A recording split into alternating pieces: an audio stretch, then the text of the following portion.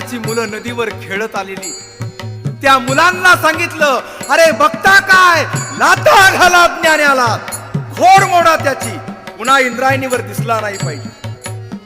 त्या मुलांनी ज्ञानोबा रायाला लाथा घातल्या, दगड मारली, गटारीतला गाळ ज्ञानोबा रायाच्या अंगावर टाकला. ज्ञानोबा रायांनी एकच विनंती करावी, नका मारू मुलानो, काय चुकलंय माझं, काय अपराध घडलाय माझ्या हातून. मुलांच्या तावडीतून मार खात कशी बशी आपली सोडवणूक करून घेतली आणि ज्ञानोबा राया सिद्ध बेटावर आलेले आहेत. आई स्वयंपाक करत आहे. आई आई हुंदके देत ज्ञाना रडत येत आहे. आईनं आवाज ऐकला, हरणे जसे पारसाकड धावते, गाय जसे वासराकड पळते, तसे रुक्मिणी धावत आली आणि ज्ञानाला हृदयाशी धरलं. ज्ञाना, इंद्रायणीवर गेला होतास, पाय घसरला वाटतं, पडलास वाटतं, सारं अंग गाळानं भरलेलं आहे. ज्ञानोबा राय सांगत आहेत, नाही आई, काकानी चपराक मारली गालात. हे बघ, संन्याशाच्या कार्त्यानो इंद्रायणी बाटवायला आलात की काय तुम्ही. 10-12 ब्राह्मणाची मुलं नदीवर खेळत होती. काकानी त्यांना पण सांगितलं, लाथा घाला ज्ञानाला, खोड मोडा त्याची. आणि त्या 10-12 मुलांनी तुझ्या ज्ञानाला खूप मारलं. आई, आता कधी त्या इंद्रायणीमध्ये स्नान करणार नाही, कधी करणार नाही. विठ्ठल पंत घरात बसून ऐकत होते. रुक्मिणी म्हणाली, असं रडत बसून चालणार नाही, उठा, आळंदीकरांना विचारू, अरे काय अपराध केलाय आमच्या बाळाने, कशासाठी त्यांचा छळ, काय छळ करायचा असेल तो आम्हा पती पत्नीचा करा. संन्यासानंतर संसार आम्ही केलेला आहे, आमच्या मुलांनी नाही. विठ्ठल पंत म्हणतात, रुक्मिणी, आपल्याला आळंदीमध्ये न्याय मिळणार नाही. मी पैठणला जातो आणि पैठणच्या धर्मसभेतून मी न्याय आणतो. मुलांच्या मुंजी होण्यासाठी परवानगी मागतो. मुक्काम दर मुक्काम, मजल दर मजल करत विठ्ठल पंत पैठणला आलेले आहेत. धर्मसभेमध्ये परिचय करून दिला. जन्मगाव आपेगाव, आळंदी सासरवाडी, विठ्ठल पंत कुलकर्णी माझं नाव आहे. संसार, या दुःखी संसारामध्ये मन रमेना म्हणून संन्यास दीक्षा घेतली. पण संन्यास दीक्षा देणाऱ्या माझ्या गुरुजीला समजलं की माझा अर्धवट संसार त्या इंद्रायणीच्या तीरावर उभा आहे. मला मुलं झालेली नाहीत, माझी पत्नी डोळ्यात प्राण आणून माझी वाट पाहत आहे. आणि म्हणून माझ्या सद्गुरूंनी श्रीपाद स्वामींनी मला आज्ञा केली, विठ्ठल पंता, अरे संसारिक जीवानं संसाराच्या वाटेवरच मोक्ष मिळवावा लागतो. अर्धवट सोडून हा संसार, अर्धवट सोडून घेतलेला संन्यास शास्त्राला मान्य नाही. जा, पुन्हा संसाराला सुरुवात कर. मी गुरुजीला म्हटलो, त्या दुःखानं काटोकाट भरलेल्या संसारात मला पुन्हा पाठवू नका स्वामी, मला पुन्हा पाठवू नका. स्वामींनी सांगितलं, माझी आज्ञा म्हणून संसार कर. संसाराला सुरुवात झाली. 4 मुलं झाली. निवृत्ती, ज्ञाना, सोपाना, मुक्ता अशी त्यांची नावं आहेत. पण आळंदीकरांनी छळ मांडलेला आहे. वेशीच्या आत प्रवेश नाही, इंद्रायणीवर स्नान करायला परवानगी नाही, विहिरीमध्ये पाणी भरायची परवानगी नाही. माझ्या बाळांच्या मुंजी झाल्या आहेत. माझ्या लेकरांना माणूस म्हणून जगण्याचा अधिकार नाही. मायबाप, या धर्मसभेमध्ये न्यायाची भीक मागण्यासाठी मी आलो. माझ्या बाळांसाठी मला न्याय हवाय. माझ्यासाठी वाटेल ती शिक्षा दिली तरी भोगायची तयारी आहे. पण माझ्या निष्पाप बाळांचा छळ होऊ नये म्हणून तुमच्या दाराशी आलो. मला न्याय द्या. पैठणकरांनी माना हलवल्या. अशक्य आहे. अरे असा गुन्हाच कुणी केला नाही, काय न्याय देणार तुला. तुम्ही द्याल तो न्याय मला मान्य आहे. खांबाला बांधून मारा, या देहाचे तुकडे करा, सुळावर द्या या विठ्ठल पंताला, पण माझ्या बाळांचा वनवास होऊ देऊ नका.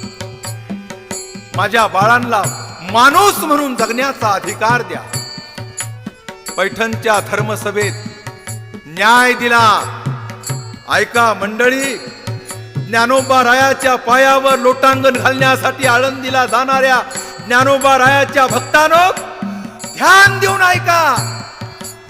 10 तास तुम्ही बारीला उभा राहता ज्ञानोबा रायाला पाहण्यासाठी, त्या संजीवन समाधीचं दर्शन घेण्यासाठी, त्या ज्ञानोबा रायाच्या माता पित्याला न्याय दिला. त्या पैठणमध्ये धर्म मार्तंडांच्या धर्मसभेमध्ये न्याय दिला. अरे तुझ्यासाठी एकच न्याय आहे, देहांत प्रायचित्त, आत्महत्या. अंगावर शहारे उभा राहिले. आत्महत्या. घडीवर विचार केला. विठ्ठल पंत अंतर्मुख झाले. माझ्या जगण्यात तरी काय अर्थ आहे? माझ्या मुलांचे अश्रू पुसण्याचं सामर्थ्य माझ्या हातात नसेल तर माझ्या जगण्यात तरी काय मजा आहे? माझ्या मृत्यूत जर माझ्या लेकरांचं सुख सामावलं असेल तर काय हरकत आहे? घडीभर विचार केला आणि विठ्ठल पंतांनी धर्मसभेला हात जोडून सांगितलं, मला मान्य आहे, पण माझ्या मुलांचा छळ थांबला जाईल. पैठणकर सांगतात. विठ्ठल पंत हसत हसत न्यायाचा स्वीकार करतात. न्यायाचा कागद लिहिला गेला. धर्मसभेचा सिक्का त्याच्यावर मारण्यात आला आणि तो कागद विठ्ठल पंतांच्या हातात दिला. दुःखी अंतःकरणानं विठ्ठल पंत, निदान न्याय तरी मिळाला, माझ्या बाळांचा छळ थांबेल एवढाच सुखाचा आणि आशेचा किरण होता. मुक्काम दर मुक्काम करत आळंदीला आले. रात्र बरीच झाली होती. मुलं झोपली होती. रुक्मिणी कुंकवाची वाट पाहत होती. तेवढ्यात दार वाजलं. रुक्मिणी, दार उघड. अगं बाई, आले वाटलं. दार उघडलं. पाण्याचा तांब्या भरून दिला रुक्मिणीनं. चूळ भरून आत येई तोपर्यंत ताट वाढलं. विठ्ठल पंत आत आले आणि रुक्मिणीनं वाढलेलं ताट पाहिलं. विठ्ठल पंत म्हणतात, जेवायला वाढलंस? भूक नाही मला. रस्त्यात कुठं जेवण केलं का? नाही नाही. मग भूक नसायला काय झालं? किती लांबचा प्रवास. पैठण कुठं, आळंदी कुठं? 2 घास खा. विठ्ठल पंत म्हणतात, रुक्मिणी, पैठणकरांनी दिलेला न्याय ऐकूनच माझं पोट भरलं. आता मला कधी भूक लागायची नाही. न्याय दिला पैठणकरांनी. काय न्याय दिला? खिशातला कागद काढला आणि रुक्मिणीच्या हातात दिला. रुक्मिणीनं कागद वाचायला सुरुवात केली. तुमच्यासाठी एकच शिक्षा आहे, देहांत प्रायचित्त, आत्महत्या. अंगावर शहारे उभा राहिले आणि नकळत तिच्या मुखातून शब्द निघाला, आत्महत्या, देहांत प्रायचित्त. नाही नाही स्वामी, स्वामी, ही शिक्षा मी तुम्हाला भोगू देणार नाही. ही शिक्षा मी तुम्हाला भोगू देणार नाही. विठ्ठल पंत म्हणतात, मुलांचा छळ थांबावा असं वाटतं ना तुला? आपल्या बाळांनी सुखात राहावं, त्यांना माणूस म्हणून जगण्याचा अधिकार मिळावा. रुक्मिणी, ही शिक्षा भोगायला हवी. मी स्वीकारलेली आहे. मी तसाच तिकडं ही शिक्षा भोगण्यासाठी निघून जाणार होतो, पण हा न्यायाचा कागद तुझ्यापर्यंत पोहोच करावा. तुझ्याशी 2 शब्द बोलावं. लग्न झाल्यापासून कधी कधी सुखाचा दिवस तुझ्यासाठी उगवला नाही. तुझ्याशी 4 शब्द बोलावं.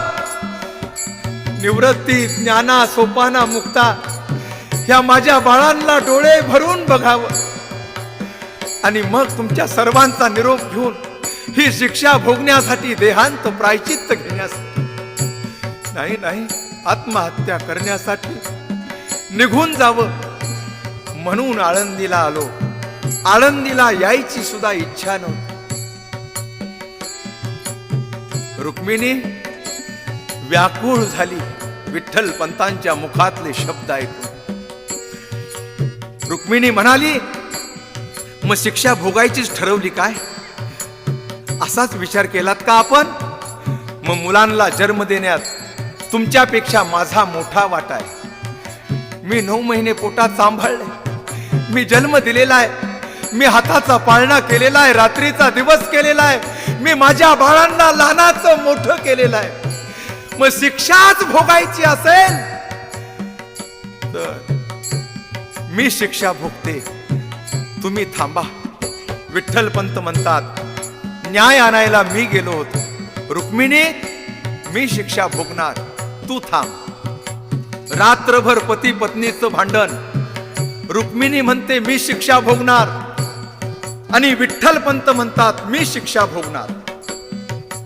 पहाटे पहाटे या भांडणाचा निर्णय लागला.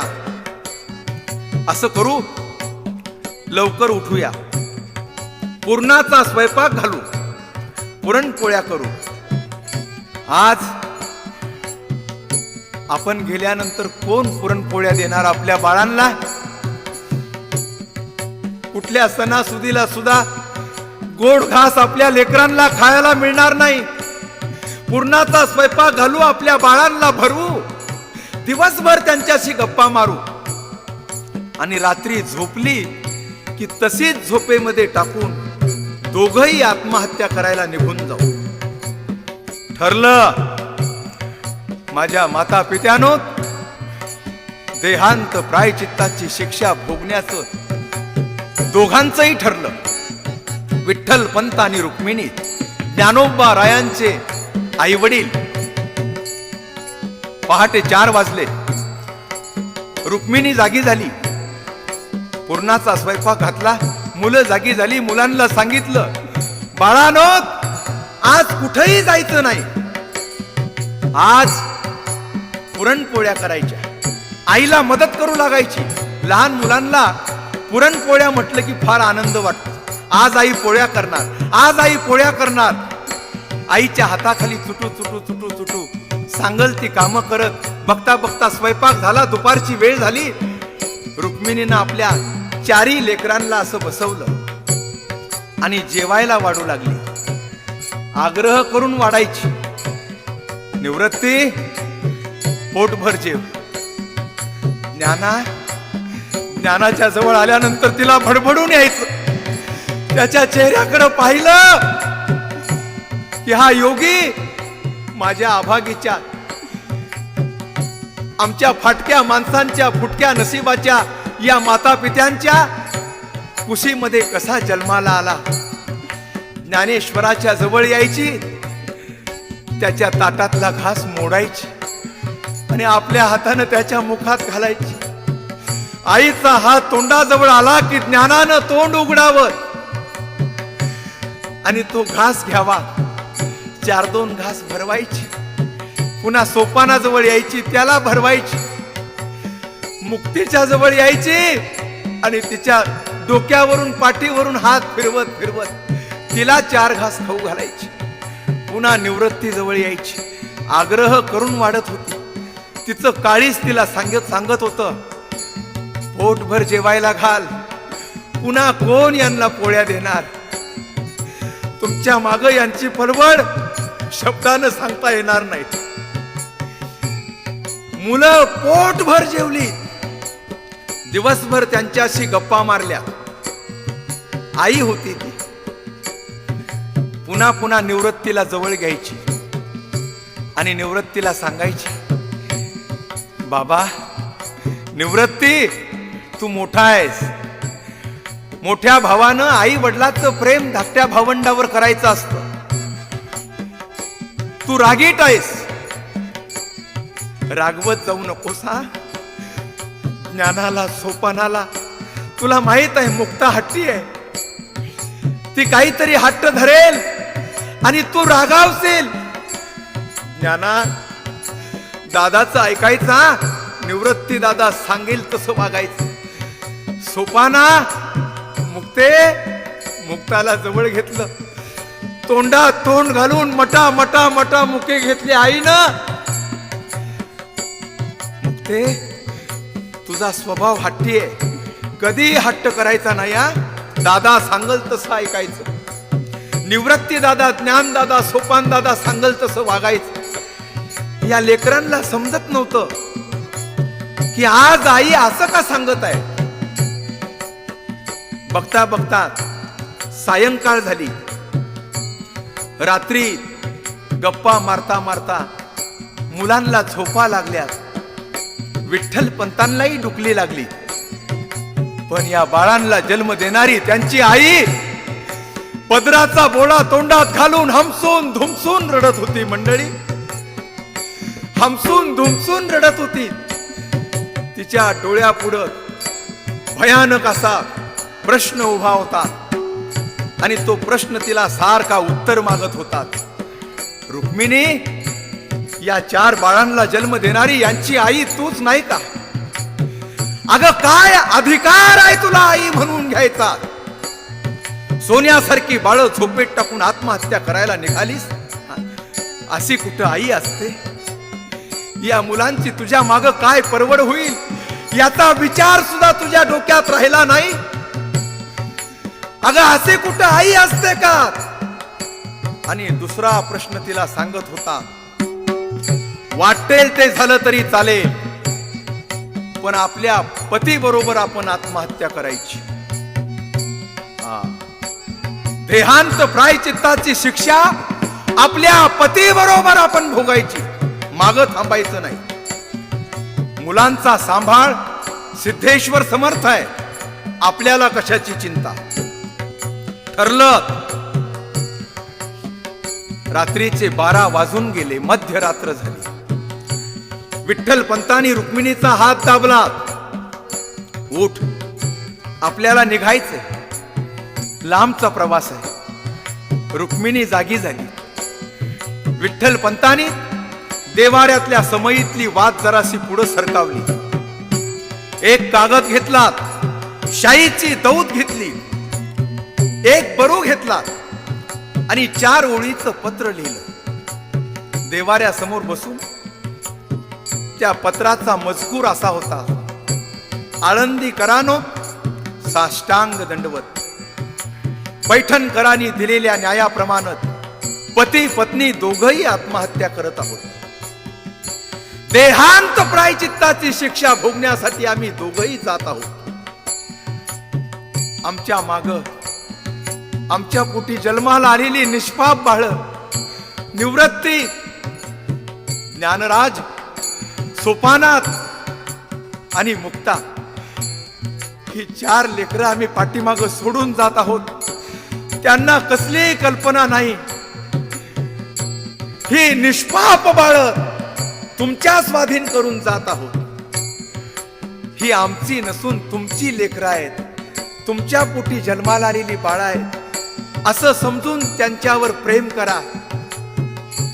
सिद्ध बेटावर राहायला घाबरतील, भीती वाटेल त्यांना. गावातल्या घरी राहण्याची परवानगी द्या. माझ्या माता पित्यानो, त्यांचा छळ करू नका, त्यांचा वनवास करू नका. निवृत्ती, ज्ञाना, सोपाना, मुक्ता यांना हैराण करू नका.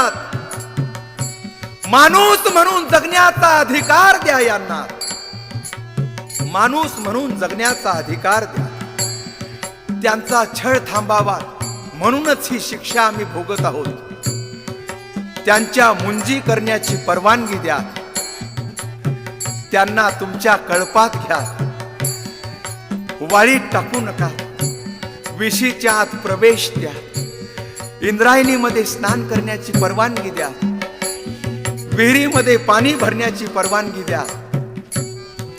आपला विठ्ठल पंत कुलकर्णी खाली सही केली आणि ते पत्र आता घरामध्ये जाणतं कोण आहे? सर्वात मोठा निवृत्ती. त्या निवृत्तीच्या उशाला ते पत्र ठेवलं आणि माता पिता देहांत प्रायचित्त घेण्यासाठी, आत्महत्या करण्यासाठी. मंडळी, सोपं नाही हे.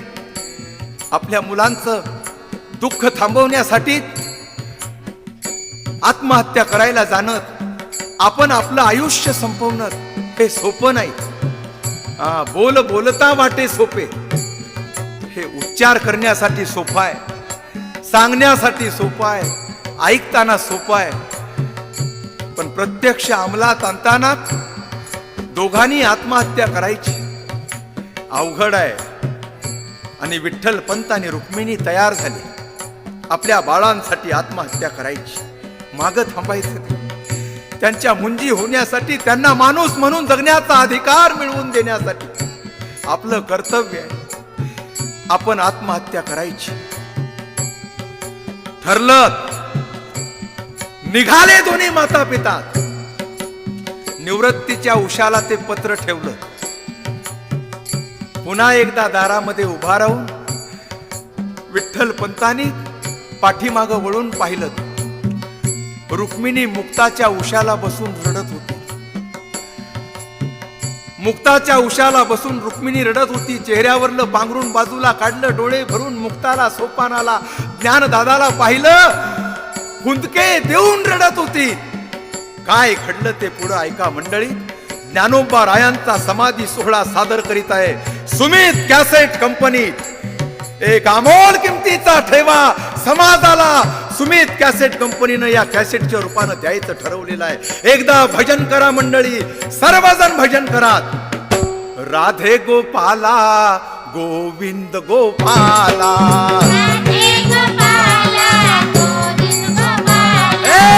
राधे गोपाला गोविंद गोपाला, गोविंद गोपाल हे नंदलाला, गोविंद गोपाल हे नंदलाला, राधे गोपाला गोविंद गोपाला, राधे गोपाला गोविंद गोपाला, राधे गोपाला गोविंद गोपाला. ज्ञानेश्वर चालले मंद मंद पाऊले, ज्ञानेश्वर चालले मंद मंद पाऊले, ज्ञानेश्वर चालले मंद मंद पाऊले. ज्ञानोबा रायाचे माता पिता देहांत प्रायचित्त घेण्यासाठी निघालेले आहेत. मुक्ताच्या उशाला रुक्मिणी हुंदके देत रडत बसलेली आहे. ज्ञानेश्वराच्या उशाजवळ यावं, त्याच्या चेहऱ्यावरलं पांघरून अलगद बाजूला काढावं, त्याला चाहूल सुद्धा लागू नये आणि त्याच्या तेजस्वी चेहऱ्याकडे पाहत राहावं. त्याच्याकडे पाहत असताना आलेला हुंदका तसाच गळ्यामध्ये दाबावा. निवृत्ती जवळ यावं, सोपानाच्या उशाला बसावं. मुक्ताच्या उशाला आल्यानंतर विचाराचं काहूर माजायचं तिच्या डोक्यात. कशाला आमच्या पोटी जन्माला आलात बाळानो? तुमचा छळ थांबावा, तुमच्या मुंजी व्हाव्यात, तुम्हाला माणूस म्हणून जगता यावं म्हणूनच पैठणकरांनी दिलेल्या न्यायाप्रमाणे आम्ही आत्महत्या करायला निघून जात आहोत. एकच चूक आम्ही करत आहोत की तुम्हाला झोपेत टाकून काही कल्पना न देता आम्ही निघून जात आहोत. क्षमा करा, तुमच्या आईला आणि बाबांना क्षमा करा बाळानो. आमचे आशीर्वाद आहेत तुमच्या पाठीशी.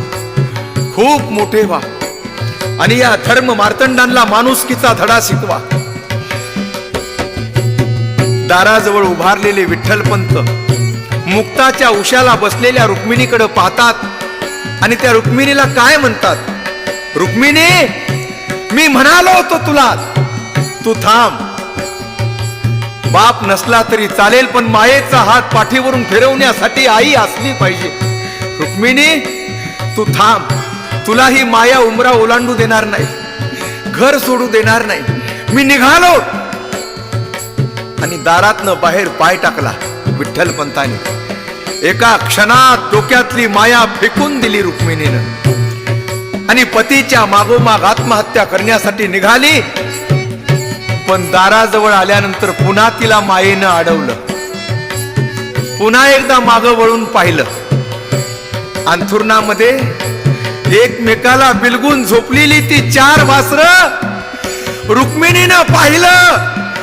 मोठ्यानं रडावं की काय, का त्यांच्याकडे पाहत पाहत अशीच धडक द्यावी या भिंतीला आणि या डोक्याच्या चिंधड्या चिंधड्या करून टाकाव्या, रक्ताचा सडा टाकावा या बाळांना मिठ्या मारत प्राणाचा त्याग करावा असं रुक्मिणीला झालं. रुक्मिणी म्हणाली, बाळानो क्षमा करा, तुमच्या आईला क्षमा करा, येतो आम्ही. दारातनं बाहेर पडली, झोपडीचा दरवाजा लावून घेतला आणि आत्महत्या करण्यासाठी, देहांत प्रायचित्त घेण्यासाठी रुक्मिणी कायमची निघून गेली. आपल्या पतीच्या मागोमाग कायमची निघून गेली. मंडळी, या बाळांना कसली कल्पना नाही. ही निष्पाप बाळ अंथुरणामध्ये एकमेकाला बिलगून झोपलेली. निवृत्ती जागा झाला, पाहतो तर शेजारी बाबा नाहीत, बाजूला आई नाही. आई आणि बाबा इतक्या पहाटेच गेले तरी कुठं? दरवाजा उघडून बाहेर आला, अंगणामध्ये कुठं चाहूल लागते का पाहिलं, कुठेही पत्ता लागेना. पुन्हा घरामध्ये आलात, उशाला कसली तरी एक चिठ्ठी दिसली, एक कागद दिसला. कसला कागद आहे? निवृत्तीनं तो कागद घेतला आणि देवाऱ्याजवळ आला. त्या समयीच्या प्रकाशामध्ये काय लिहिलंय वाचू लागला. वडिलांच्या अक्षरातलं अगदी ताजं लिहिलेलं पत्र होतं. आळंदीकरांनो, त्या पत्रातला मजकूर, पैठणकरांनी दिलेल्या न्यायाप्रमाणे आम्ही पती पत्नी दोघंही आत्महत्या करत आहोत. पण निवृत्ती, ज्ञाना, सोपाना, मुक्ता यांचा छळ करू नका. माझ्या बाळांना माणूस म्हणून जगण्याचा अधिकार द्या. गावातल्या घरी राहण्याची परवानगी द्या. विहिरीवर पाणी भरण्याची परवानगी द्या. वेशीच्या आत प्रवेश द्या. इंद्रायणीवर स्नान करण्याची परवानगी द्या. नका नका, छळ करू नका. माझ्या बाळांचा वनवास करू नका. आपला विठ्ठलपंत कुलकर्णी आपल्या वडिलांची सही पाहिली, त्या पत्रातला मजकूर वाचला आणि निवृत्ती नातानी टाहो फोडला. आई, आई, बाबा, तुम्ही आत्महत्या करायला गेलात. काय अधिकार त्या धर्म मार्तंडांना माझ्या आई वडिलाला आत्महत्येची शिक्षा ठोठावण्याचा, देहांत प्रायचित्ताची शिक्षा देण्याचा काय अधिकार आहे त्यांना? कोण म्हणतं माझे बाबा धर्मबाह्य आहेत? ते असतील धर्मबाह्य. निवृत्ती रडायला लागला. याच्या रडण्याच्या आवाजानं ज्ञानोबा राय जागे झाले. शेजारी झोपलेला ज्ञाना उठून पाहतो तर निवृत्ती दादा रडतात. निवृत्ती दादा रडताना कधी पाहिला नव्हता ज्ञानेश्वरांनी. तो पहिला दिवस होता. चिमुकला हात मांडीवर ठेवलात आणि ज्ञानोबा रायने विचारलं, दादा रडतात तुम्ही? काय झालं? आई रागावली? नाही. बाबा रागवले? नाही रे ज्ञाना. काही वाईट स्वप्न पडलं? तसंही काही नाही. कुणी मारलं तुम्हाला? मला विसोबा काकांनी रामेश्वर शास्त्रींनी मारलं होतं. तुम्हाला कुणी मारलं? नाही ज्ञाना. मग काय झालं रडायला? हातातला कागद निवृत्तीनाथांनी ज्ञानेश्वराच्या हातात दिला आणि ज्ञानेश्वरांनी कागद वाचला. पैठणकरांनी दिलेल्या न्यायाप्रमाणे दोघंही पती पत्नी आत्महत्या करत आहोत. आमच्या बाळांचा वनवास करू नका. त्यांना माणूस म्हणून जगण्याचा अधिकार द्या. त्यांच्या मुंजी करण्याची परवानगी द्या. आपला विठ्ठलपंत कुलकर्णी पत्र वाचलं मंडळी आणि निवृत्ती नाथाच्या गळ्यात मिठी मारून टाहो फोडला. ज्ञानेश्वरांनी टाहो फोडला. आई म्हणून किंकाळी मारली, आर्त किंकाळी मारली. त्या सिद्ध बेटाला सुद्धा दरदरून घाम आला असेल. महाविष्णूचा अवतार ज्या वेळेला आई म्हणून आर्त किंकाळी मारतो, निवृत्तीनाथाच्या अंगावर शहारे उभा राहिले. शेजारी झोपलेला सोपान काका खडबडून जागा झाला. त्यानं पत्र वाचलं, तोही रडायला लागला. पण त्या 5 वर्षाच्या छोट्याशा मुक्ताला वाचता येत नव्हतं. आणखीन अक्षराची ओळख झाली नव्हती. ती त्या तिघाकडे बघायची आणि प्रत्येकाच्या जवळ येऊन त्याच्या कानात विचारायची, काय झालं रे दादा? तुम्ही सगळेच्या सगळे रडता, काय झालं रे तुम्हाला? पण एकाचही धाडस होत नव्हतं तिला सांगायचं, मुक्ते आपली आई आणि बाबा आत्महत्या करायला गेलेत, आता ते कधीच भेटायचे नाहीत आपल्याला. हे जर तिला सांगितलं आणि तिनं जर रडायला सुरुवात केली तर तिची समजूत कुणी घालायची. तिघही असमर्थ होते, फक्त तिघ जण रडत होते. मुक्ता निवृत्तीनाथाच्या जवळ आली. दादा रडतोस, काय झालं? निवृत्ती सांगायला तयार नाही. ज्ञानदादाच्या जवळ आली. तू तरी सांग ज्ञानदादा, काय झालं रे तुम्हाला? तुम्ही का रडता? सोपानाच्या जवळ आली. सोपानाही सांगायला तयार नाही. विचारून विचारून वैतागली. नका सांगू, मी आईला शोधून आणते. कुठं गेली कुणास ठाऊ. हे तिघच्या तिघ रडतात. मी आईला शोधून आणते, मी बाबांना शोधून आणते, मग तरी सांगाल की नाही? आणि आईला शोधून आणण्यासाठी ही आदिमाया शक्ती, ही ज्ञानराजाची बहीण, ही विठ्ठल पंतांची कन्या घरातनं बाहेर पडली. तिघांच्याही लक्षात आलं, वेड्यासारखी फिरेल. हिला आई आणि बाबा आता कुठेही सापडणार नाही. तिघही तिच्या माग माग बाहेर आले आणि निघालेल्या मुक्ताला या तिघांनी हाक मारली, मुक्ते थांब. अगं आई आणि बाबा पहाटेपासून घरी नाहीत, आपण शोधून आणू त्यांना. ते कुठे गेलेत कुणास ठाऊक, म्हणूनच आम्ही रडायला लागलो. आपण त्यांना शोधून आणूया. आणि आईला आणि वडिलाला शोधण्यासाठी ही चार भावंड निघाली. मंडळी, आळंदी शिवाय दुसरं गाव यांना ठाऊक नव्हतं. कुठं जाणार शोधायला? आळंदीकडे शोधायला निघालीत. आळंदीच्या वेशीत गावातले विद्वान विसोबा शास्त्री, शास्त्र ग्रंथाचा अभ्यास जाणणारे, घोड्यावर बसून शेताकडे निघाले होते फेरफटका मारायला. आणि ही भावंड आई वडिलाला शोधायला आळंदीत निघाली होती. वेशीतच भेट झाली. घोड्याचा लगाम खेचत करड्या नजरेनं मुलांकडे पाहिलं आणि विचारलं, अरे सकाळीच थोबाड दाखवायला आळंदीत काय काम काढलं करट्यानो? ज्ञानोबा रायाला त्या दिवसाची आठवण झाली. रामेश्वर शास्त्रींनी इंद्रायणीच्या तीरावर मारलेलं, ती आठवण झाली. अंगावर शहारे उभा राहिले. तरी सुद्धा धाडस केलं आणि सांगितलं, काका आई आणि बाबा पहाटेपासून घरी नाहीत. मुक्ता रडायला लागलेली आहे. आम्ही त्यांचा शोध घेण्यासाठी आळंदीत निघालो. आम्ही आळंदीत जाऊ? तुमच्यासाठी आळंदीची दारं बंद आहेत. अरे कशाला येतील तुमचे आईबाप आळंदीत तरफडायला? वेशीच्या प्रवेश नाही विसरलात की काय तुम्ही? चला चालते व्हा. घोड्यावरून उतरायची वेळ आणू नका मला. जरा दोन पावलं पुढे आले. ज्ञानोबा राय पाठीमागं वळून पाहिलं मुक्ताकडं. तिला ऐकू जाऊ नये अशा शब्दात, अशा आवाजात ज्ञानोबा रायाने विसोबा पंडिताला हात जोडून सांगितलं, काका पैठणकरांनी दिलेल्या न्यायाप्रमाणे आमची आई आणि बाबा आम्हाला झोपेत टाकून रात्रीच आत्महत्या करायला गेले. देहांत प्रायश्चित. पैठणकरांनी दिलेला न्याय आम्हाला न सांगता झोपेत टाकून निघून गेले. हे आम्ही मुक्ताला सांगितलं नाही. मुक्ताला सांगावं तर ती वेड्यासारखी रडेल. तिची समजूत कुणी घालायची? आणि म्हणून तिच्या समजुतीसाठी आई वडिलाला शोधायचं सोंग करत आहोत आम्ही. आमची आई आणि बाबा आळंदीत आले नाहीत हे आम्हाला चांगलं माहित आहे का? ते आळंदीत आले नाहीत. ते कधी आम्हाला भेटणार नाहीत, कधी भेटणार नाहीत आम्हाला. आम्ही मुक्ताची समजूत घालण्यासाठी आई वडिलाला शोधायचं सोंग करत आहोत. काका एक वेळा परवानगी द्या माझ्या मुक्तासाठी. पुन्हा कधी वेशीच्या आत येणार नाही. एक वेळा परवानगी द्या.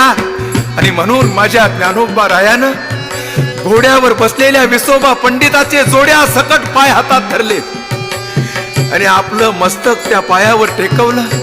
काका काका एक वेळा आळंदीत जायची परवानगी द्या. पण या घोड्यावर बसलेल्या शतमूर्खानं तसाच पाय झाडला. ज्ञानोबा रायाच्या छातीत लाथ मारली या विसोबा पंडितानं. धरणीवर कोसळले ज्ञानोबा राय. गुडघे फुटले, कोपराची सालपाट निघाली, बरगडीला खरचटलं. लांब उभारलेली मुक्ता धावत आली आणि ज्ञान दादाला हात दिला. दादा मारलं तुला काकानी, मारलं ते रक्ताचे ओघळ पाहिले. बापरे, रक्त आलं. दादा पाठीमाग वळून निवृत्तीला सांगत आहे मुक्ता, निवृत्ती दादा, ज्ञान दादाला किती लागलं बघ, रक्त आलं. 5 वर्षाची ते बोबडे शब्द बोलणारी मुक्ता, ज्ञान दादाला किती लागलं बघ, काकानी मारलं. पाठीमाग वळून घोड्यावर बसलेल्या काकाकडे पाहिलं मुक्तानी आणि काकाला म्हणाली, आपले चिमुकले हात जोडून त्या विसोबा काकाला छोटीशी मुक्ता म्हणाली, काका नाही येणार आम्ही तुमच्या आनंदीत, नाही येणार, पण माझ्या ज्ञान दादाला मालू नका हो काका, माझ्या ज्ञान दादाला मालू नका. आम्ही नाही येणार तुमच्या आनंदीत, आम्ही नाही येणार तुमच्या आनंदीत.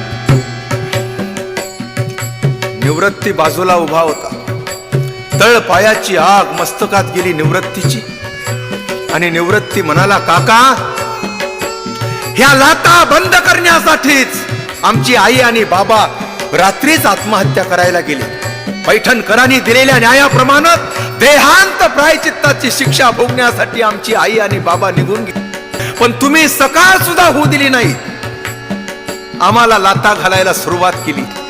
काय अपराध होता माझ्या ज्ञानाचा, कशासाठी माझ्या ज्ञानाला मारलं, किती दिवस अशा लाता घालणार आहात काका, किती दिवस अशा लाता घालणार आहात.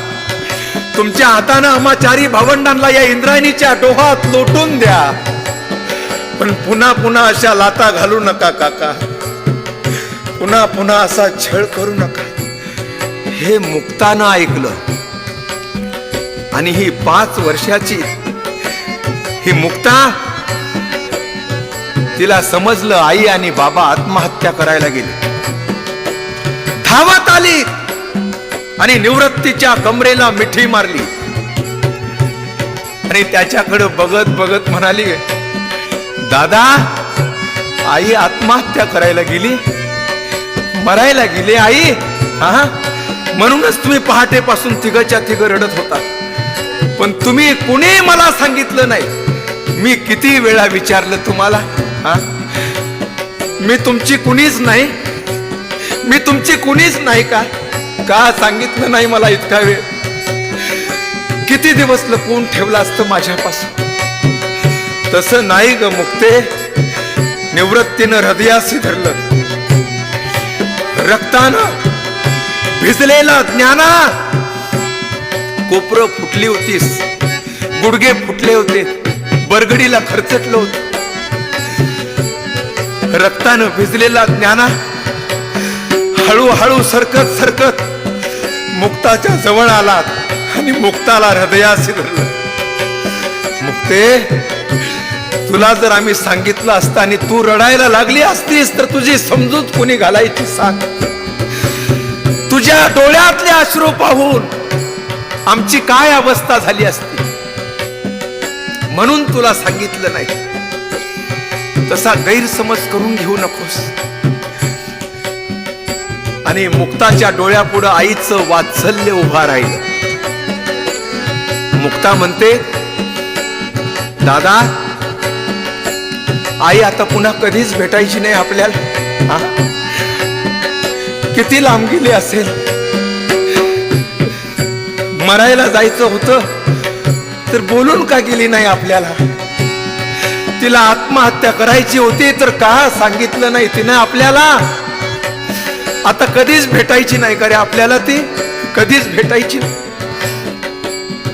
आई एकटीच बडबड करते. आई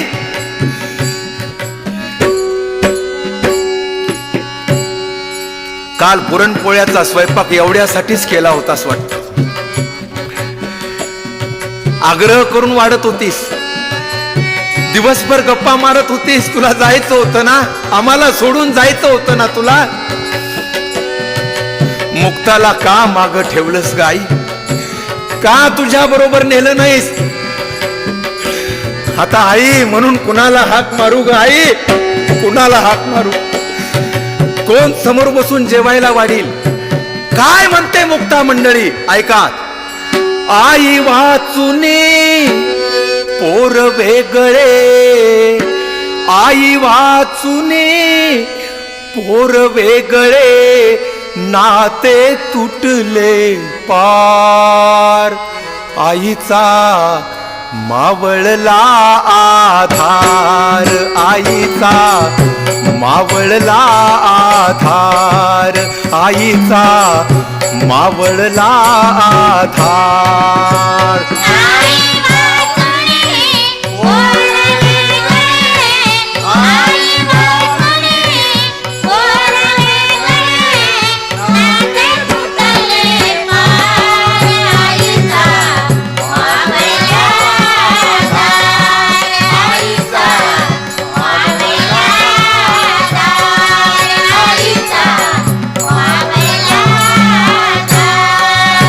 खेळविले तू तुझ्या कुशीत,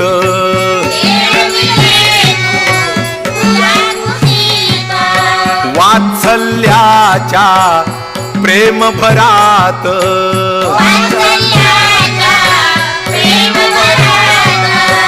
आई दिसेना घरी ना दारी, आई दिसेना घरी ना दारी, आस कशी धरणार. मावळला आधार आईचा, मावळला आधार आईचा, मावळला आधार.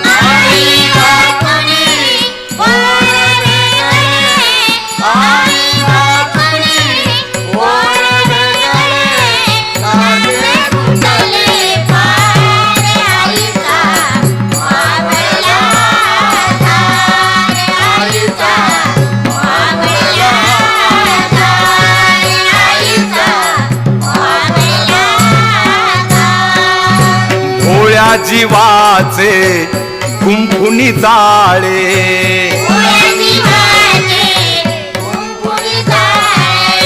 कशी टाकुनी गेलीस बाळे,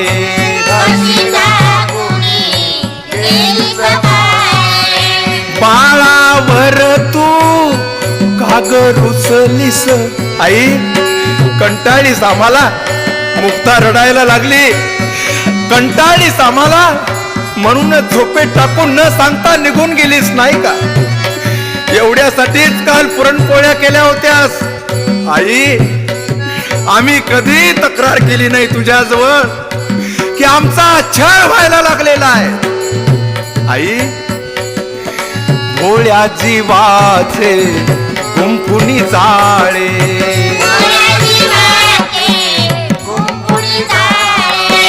कशी टाकुनी गेलीस बाळे,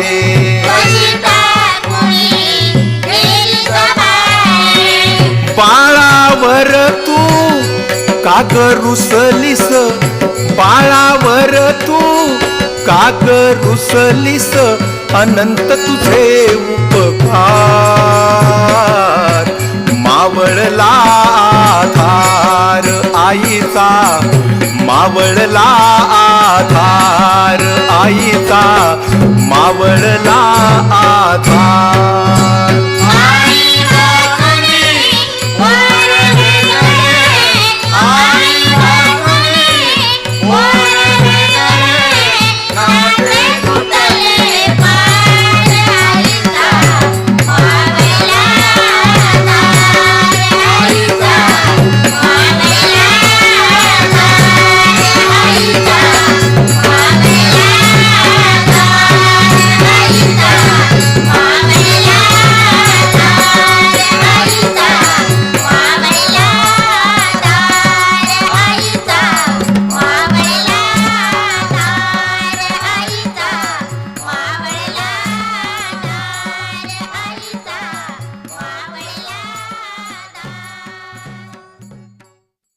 आई वाचुनी पोर वेगळे नाते तुटले पार.